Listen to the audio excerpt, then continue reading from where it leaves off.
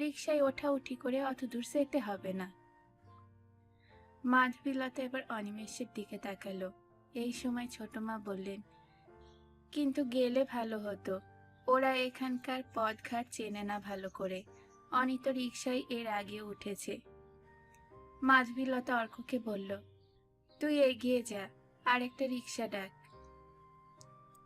অর্কর যে ব্যবস্থাটা মনোপুত হলো না তা বোঝা গেল। কিন্তু খুব দেরি হয়ে যাচ্ছে মা, যদি ট্রেন না পাও। মাধবীলতা আস্তে আস্তে করে বলল, ঠিক আছে।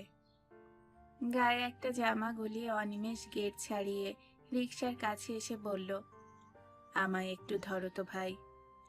রিকশাওয়ালা ক্রাচ দুটো টেনে নিচ্ছিল। মাধবীলতা পেছন থেকে বলল, ওভাবে নয়, তুমি ওর পেছনটা ধরো। রিকশায় বসে অনিমেষ বলল, এই ওঠার ব্যাপারটা যদি পারতাম।